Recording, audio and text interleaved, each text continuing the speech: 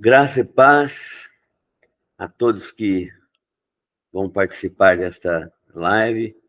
Nós estamos gratos a Deus pela oportunidade de compartilhar sua palavra com os irmãos. E o estudo bíblico de hoje é no livro de Hebreus, na carta, Tratado Teológico dos Hebreus, no capítulo 13. Nós vamos estudar hoje os versículos 1 em diante, de 1 até 6, se for possível, né? Então, a carta aos Hebreus, versículos 1 a 6 do capítulo 13. E nós vamos proceder neste momento à leitura da palavra de Deus. Seja constante o amor fraternal.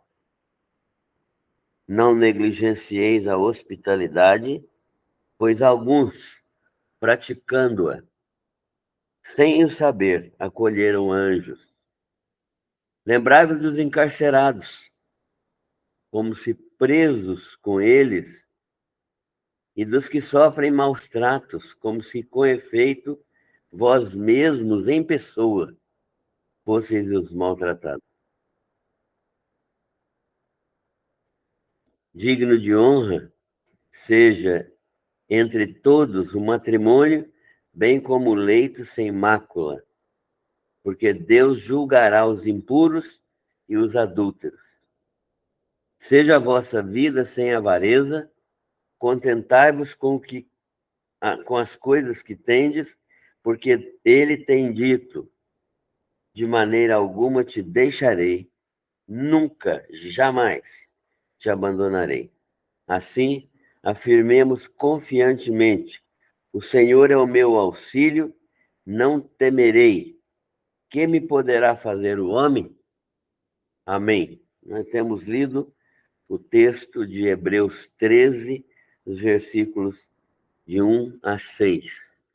Aparentemente é um texto pequeno, mas nós vamos estudá-lo dentro das nossas limitações e vamos aprender com ele, com esse texto, sobre a prática da vida cristã, né? O autor da carta está ensinando-nos a prática da vida cristã, ensinando aos hebreus, né? E certamente ensinando a nós também, visto ser esta palavra a palavra de Deus. Então, nós vamos orar neste momento. Pai Celestial, nós rendemos louvores e graças e adoramos o Teu nome como o nome único e soberano do Deus eterno que faz todas as coisas de acordo com Sua santa vontade. E nós Te louvamos porque o Senhor tem sido fiel e permanecerá fiel, porque isso faz parte intrínseca do teu caráter, do teu ser, isso faz parte da tua personalidade riquíssima, misericordiosa e insondável. Nós te louvamos pela tua bondade e pela tua misericórdia. Queremos que o Senhor esteja nos dirigindo no estudo desta tarde e manifestando tua graça para aprendermos do Senhor e praticarmos nas nossas vidas tudo aquilo que tem sido ensinado pela tua palavra. Ajuda-nos a viver em comunhão com o Senhor, uns com os outros, servindo-nos uns aos outros e servindo ao Senhor. Nossa oração é feita pela misericórdia do Senhor, em nome do Senhor Jesus. Amém. O autor, então, está sendo usado por Deus aqui, pelo Espírito Santo, para nos ensinar. E tendo ele apresentado durante esse período que nós já estudamos, e até aqui nesta carta, sua tese não é construída sobre as Escrituras Sagradas do Velho Testamento, sobre a perfeita e definitiva e superior e eterna messianidade de Jesus Cristo, ele agora demonstra, ele passa a falar a respeito daquilo que é, é esperado dos verdadeiros cristãos. O que é que verdadeiros cristãos que foram achados pelo amor de Deus, encontrados pela graça divina, tocados e ordenadamente salvos por meio do sacrifício redentor de Jesus, o que é que Deus espera, o que é que se espera destes que desta maneira foram salvos miraculosamente, né? Salvos porque Deus manifestou a sua graça. E essa graça é verdadeiramente uma graça que nos transforma. Então, nós somos salvos, não apenas livres do pecado, mas transformados pelo poder de Deus em novas criaturas. Então, é neste sentido que o autor está escrevendo. O que é que novas criaturas têm que demonstrar? Não é demonstração para salvação, mas é demonstração porque são salvos. Pessoas que foram alcançadas pelo amor de Jesus são transformadas, e essa transformação é evidenciada numa vida de testemunho, numa vida de completa submissão à vontade de Deus, numa vida que finalmente se traduz em obediência plena à vontade de Deus. E o autor, então, está dizendo que verdadeiros cristãos têm uma prática diferenciada. Eles já são salvos, e é claro que um salvo, se você espera de um salvo, que ele tenha comportamento de salvo semelhante ao de Jesus, né? Então, é a mesma coisa que você,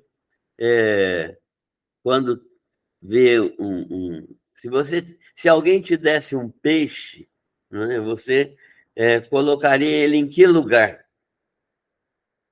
Teria que colocá-lo num aquário, não exatamente porque o meio onde ele deve viver é no aquário, é lá que ele vai manifestar a sua vida. Você não precisa ensinar ele a viver no aquário, nem a respirar, né, pelas guelras, nem retirar oxigênio da água, porque isso é normal na sua natureza de peixe, né?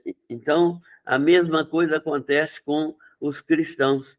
Os cristãos têm agora uma vida natural no sentido aqui, não de material, mas no sentido de normal, de espiritual.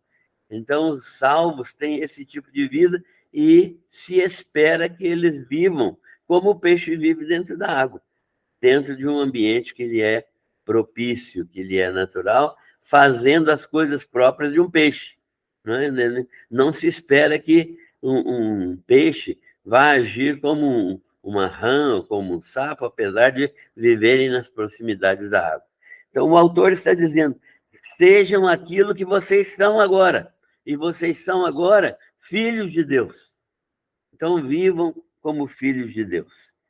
E o que um crente cheio do Espírito Santo pratica é a pergunta do autor. O que é que um crente cheio do Espírito Santo, e não há possibilidade de ser crente se não for cheio do Espírito Santo? O que é que um crente assim pratica? Como é a vida cristã normal, a vida cristã de quem está cheio do Espírito Santo? Aqui, esse autor ministra vários conselhos e mandamentos, melhor dizendo, para a prática diária. Ele inicia com o amor, como Paulo também escreve aos Romanos, né? Ele inicia com o amor. Paulo também, ao escrever aos Romanos, fala: o amor seja não fingido. Ele aqui está dizendo: seja constante o amor fraternal. E é semelhante o pensamento de Paulo e o pensamento do autor da carta aos Hebreus.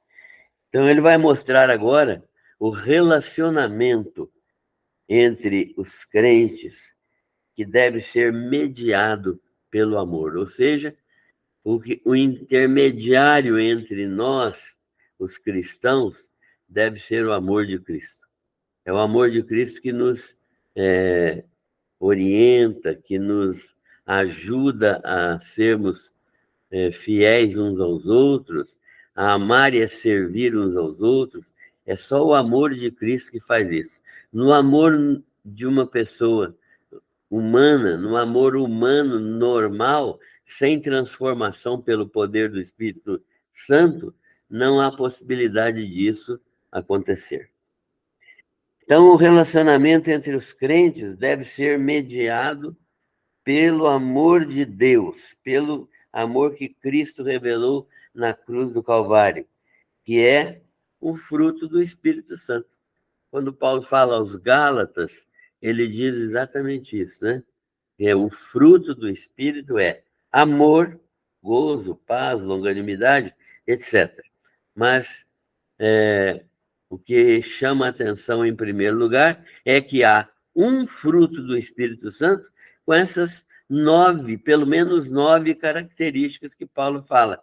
Amor, gozo, paz, longanimidade, bondade, misericórdia, graça, né? Tudo isso, fé, mansidão, domínio próprio, são todas características do fruto do Espírito encabeçadas pelo amor.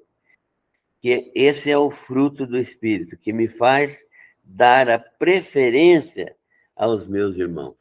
Olha só que coisa importante, né? Eu preciso aprender a dar a preferência para os meus irmãos. O que significa dar a preferência aos meus irmãos? Significa considerar os interesses dos meus irmãos em primeiro lugar. Significa ter disposição de servi-los dentro das minhas limitações, mas com todos os meus recursos. Eu não tenho, eu posso ter limitações de ordem, de várias ordens, especialmente de ordem material, de ordem financeira, mas eu devo entender que eu preciso dar prioridade aos meus irmãos, e se eu não posso servi-los de uma maneira mais intensa, pelo menos dar-lhes a prioridade e servi-los de todo o coração. É nesse sentido, então, que o apóstolo está dizendo aqui, que é um fruto do Espírito que me faz dar a preferência aos irmãos, né? Que é altruísta, que é sacrificial, que considera o outro superior a si mesmo, fazendo aquilo que é melhor que eu posso fazer pelos meus irmãos. Ele está dizendo, então, nessa palavra, seja constante o amor fraternal, ele está dizendo que eu preciso dar prioridade àqueles com quem eu convivo, né? Considerar os interesses deles em primeiro lugar e também ser capaz de agir de maneira que eles se sintam valorizados, né? O amor fraternal deve ser constante, no sentido de que nunca deve faltar, nunca deve falhar, deve ser uma ação permanente na nossa vida cristã. Jesus amou dessa maneira, muitos dos apóstolos, ou quase todos os apóstolos amaram dessa maneira, muitos cristãos no decorrer da história da igreja cristã têm amado da mesma maneira, a ponto de morrer por outros cristãos, a ponto de dar a vida pelo Senhor Jesus Cristo. Então, que nós tenhamos esse mesmo amor, que seja constante o amor fraternal. Esse amor deve ser, como já foi dito, de uma duração permanente.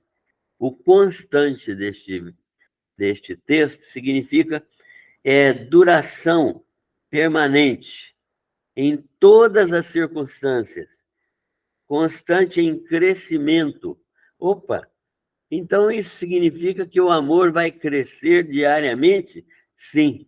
uma das características do amor de Deus é que ele é, em Deus, infinito, e em nós, crescente. Em Deus ele é infinito,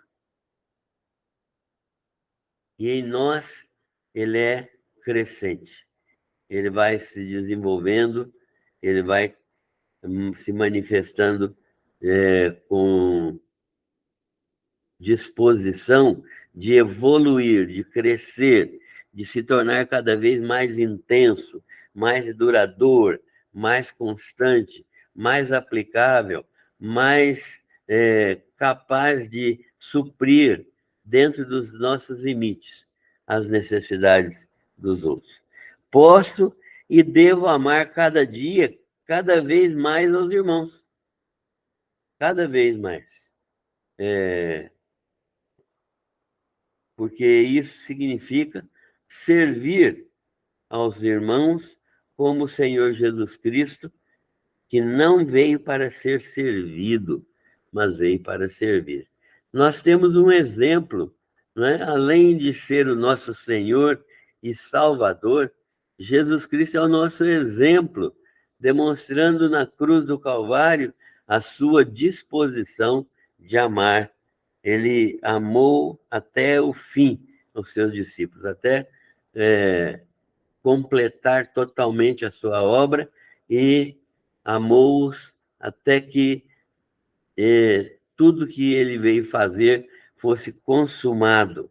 Isso significa, então, serviço aos irmãos, e como o Senhor Jesus, que serviu a seus discípulos, serviu a todos nós que cremos nele e que o recebemos como Senhor e Salvador nas nossas vidas. Esse é o conselho, ordem do autor da carta aos Hebreus. Ele dá um segundo conselho agora, e esse conselho agora é a prática da hospitalidade. É interessante essa palavra, a prática da hospitalidade. Paulo aos Romanos também fala da prática da hospitalidade. É por isso que dá a impressão para a gente, né, lendo essa carta, que parece que foi Paulo que escreveu. Tem muita coisa que é típica de Paulo nessa carta, né? Muita coisa que Paulo escreveu, que Paulo utilizou, conceitos que ele apresentou, né? Mas a maioria crê que não é Paulo o autor da carta aos Hebreus. Paulo aos Romanos nos ensina, e agora ele nos aconselha, nos ordena. O autor da carta aos Hebreus trata os hebreus dizendo a eles que a prática da hospitalidade é uma necessidade. Esta é uma das formas de manifestar amor. Uma das formas de manifestar o amor de Deus pelas pessoas é recebê-los e abençoá-los, né? No sentido de tornarmos nós bênçãos para eles na nossa própria casa. E isso é muito importante sabermos, porque a hospitalidade é compartilhar a casa, compartilhar o lar, é servir com um teto, é servir as pessoas com um teto, com uma família, né? Muitas pessoas só terão uma família, a família que nós lhes oferecermos. Então, o autor está dizendo que nós precisamos manifestar esse tipo de amor cristão por meio da hospitalidade.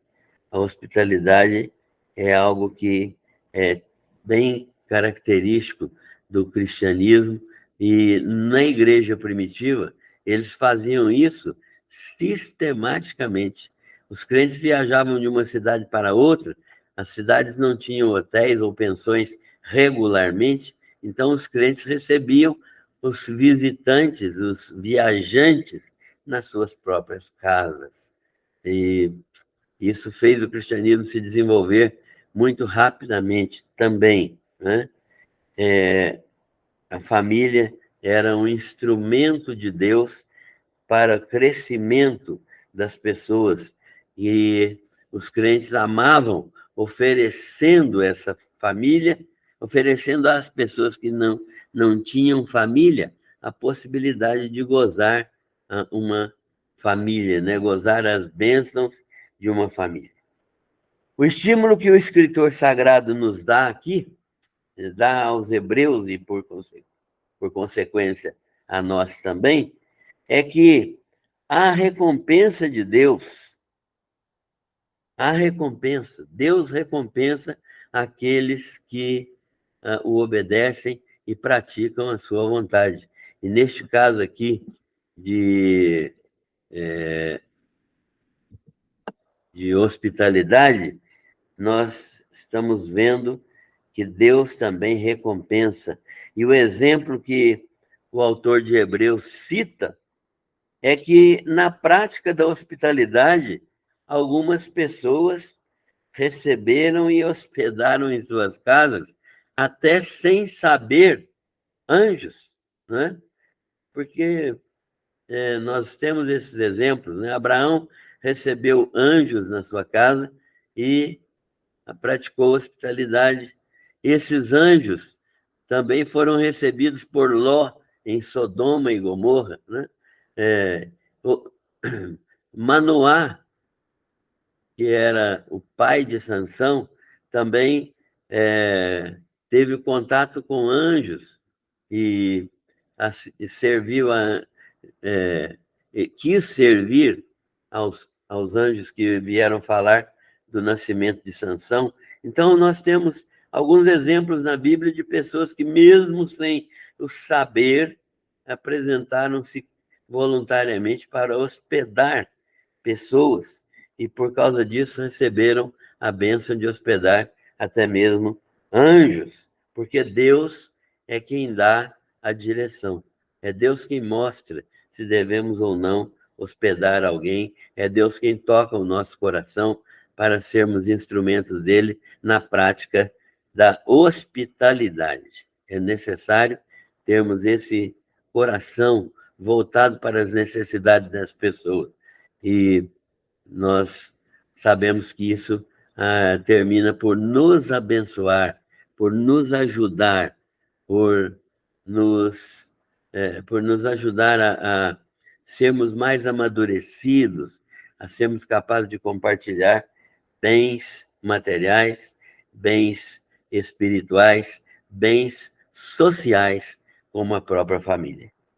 O estímulo, então, que o escritor sagrado apresenta, é essa recompensa que Deus dá àqueles que recebem pessoas sob a orientação de Deus em suas casas.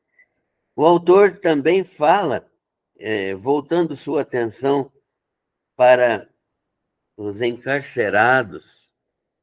Como é difícil, não é, viver encarcerado. E muitos crentes naquela época viviam encarcerados por causa das perseguições que havia contra os evangélicos, né? Contra os cristãos que nem eram chamados de evangélicos na época. Mas o autor volta a sua atenção para estes irmãos encarcerados. Ele está se referindo principalmente aos cristãos perseguidos e presos. Ele está se referindo àqueles que estão perseguidos, que estão presos, e dos que são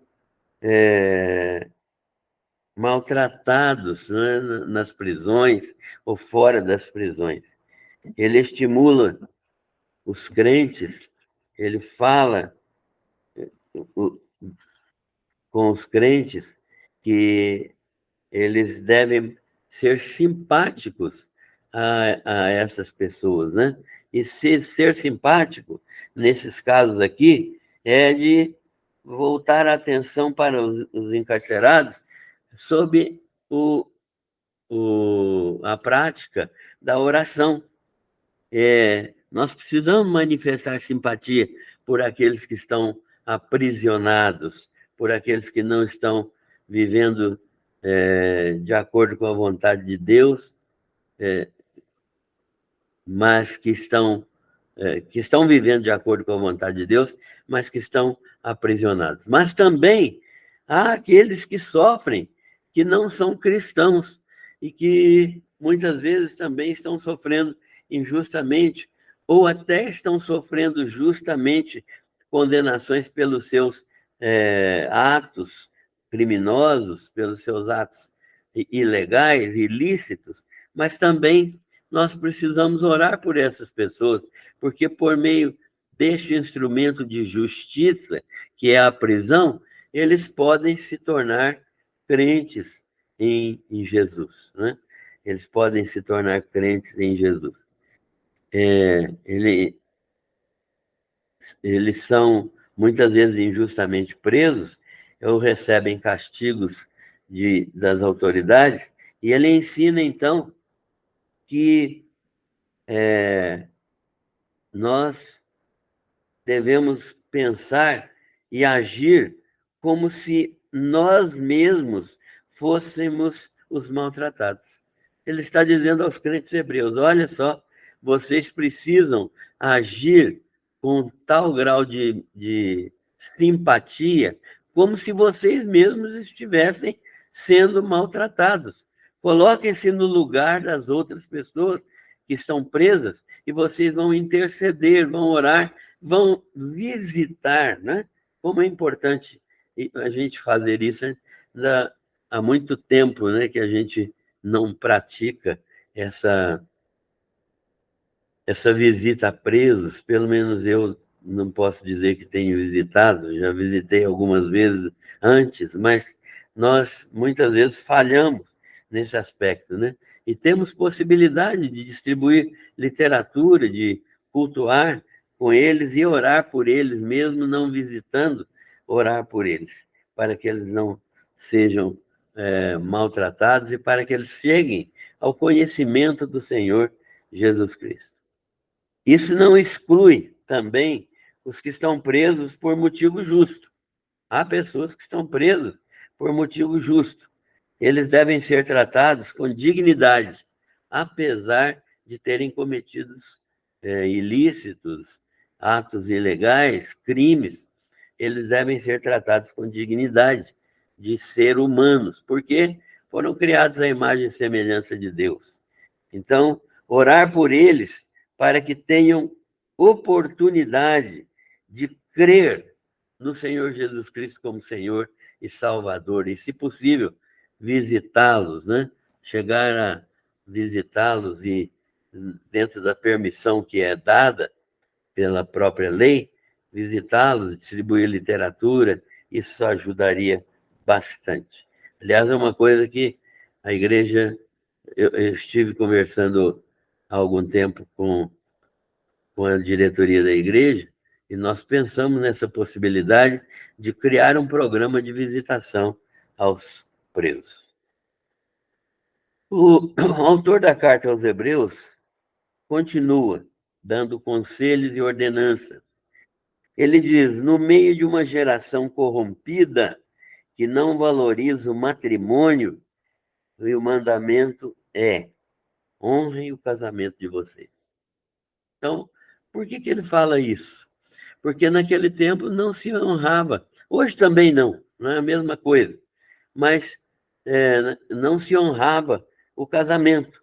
Então, ele está dizendo: honrem o casamento de vocês, né? Versículo 4. Honrem o casamento de vocês, né? No meio de uma geração corrompida, sejam capazes de cumprir todos os votos feitos no dia da cerimônia nupcial.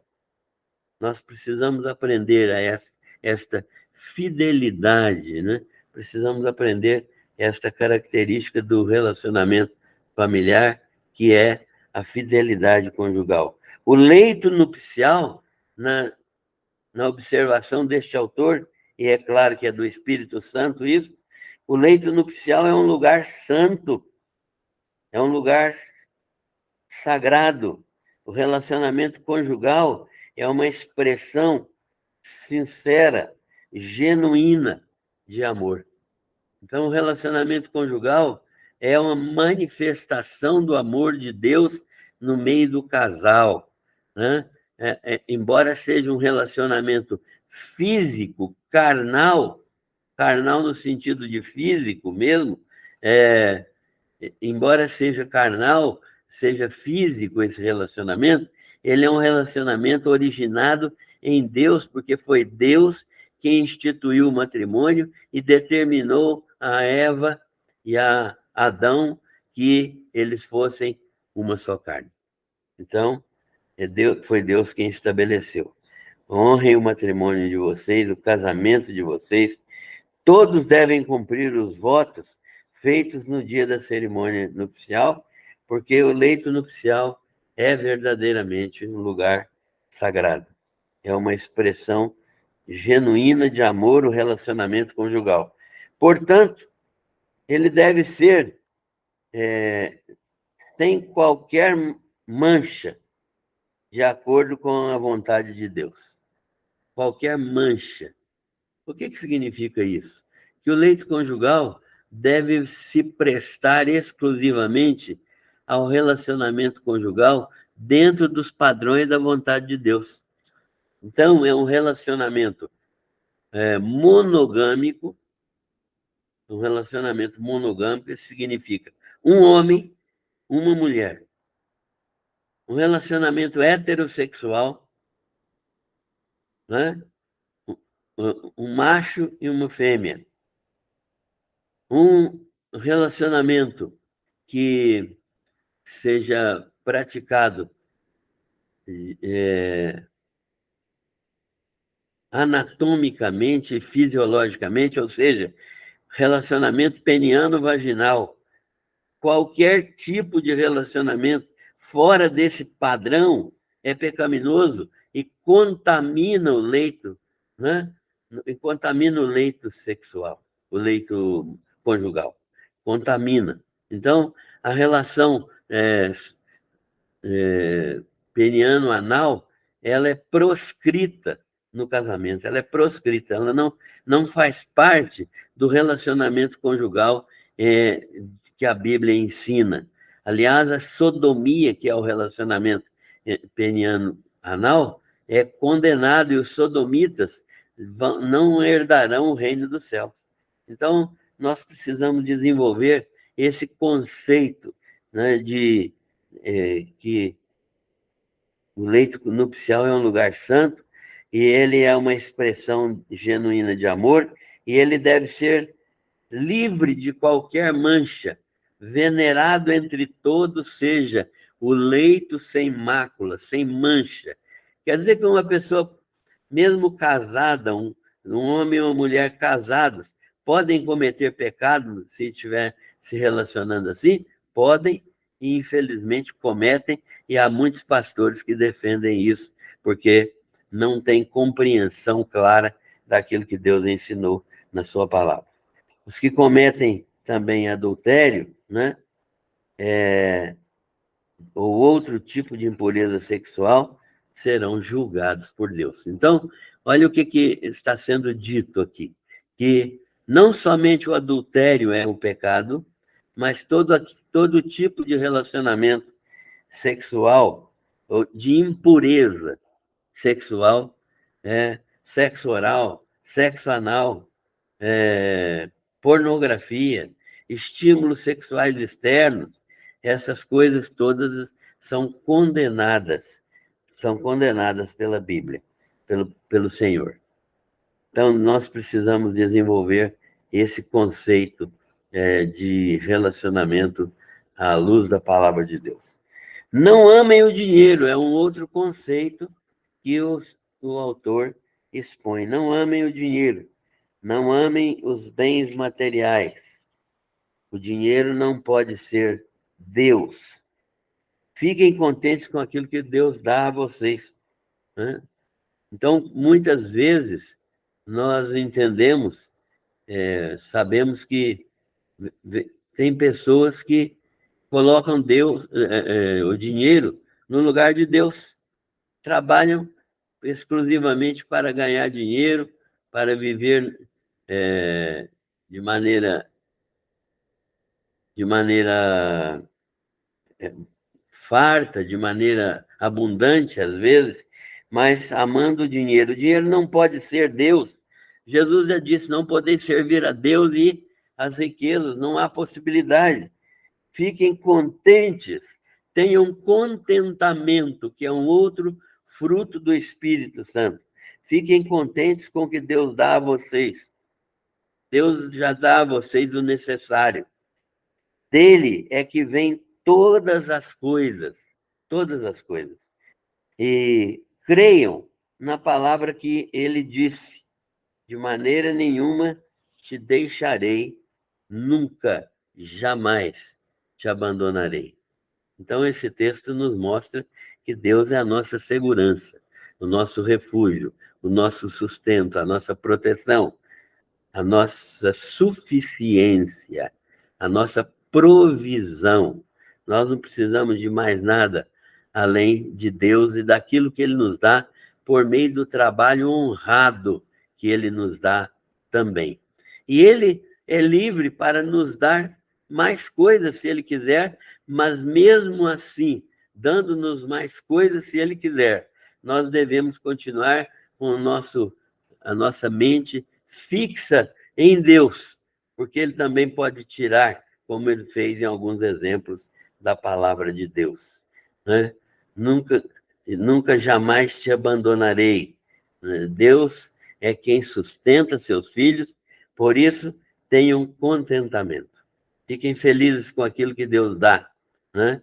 Isso não impede você de desejar crescer, mas isso não pode ser a principal preocupação de um crente. O crente precisa aprender a amar a Deus sobre todas as coisas.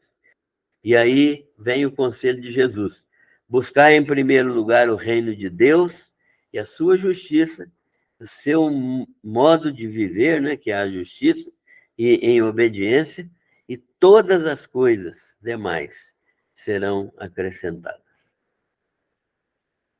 Se agirmos assim, diz o autor, confiadamente no Senhor, seremos supridos em todas as nossas necessidades. Podemos afirmar com segurança: o Senhor é o meu ajudador. Não preciso temer nada. O que os homens mortais, simples seres humanos, poderiam me fazer? Nada é a resposta, né? Ele é o meu supridor, o meu refúgio. Então, nós podemos confiar plenamente na suficiência desse Deus que nos dá todas as coisas, se agirmos assim, confiadamente no Senhor. Seremos, então, supridos de todas as nossas necessidades. Ele é o nosso auxílio, nosso protetor, a nossa bênção eterna está nas suas mãos. Concluindo, a prática do amor fraternal é a marca distintiva dos cristãos. Então, a prática do amor fraternal é a marca distintiva dos cristãos. Não é para salvação, nós já falamos sobre isso, né? Como é porque nós já somos salvos que nós podemos amar, né? Então, como está a sua prática nesta área, na área do amor cristão? Isso é uma resposta que cada um de nós tem que dar, né? Nós não podemos responder pelos outros. Hospitalidade faz parte de sua manifestação de amor cristão? Você pratica com alegria a hospitalidade?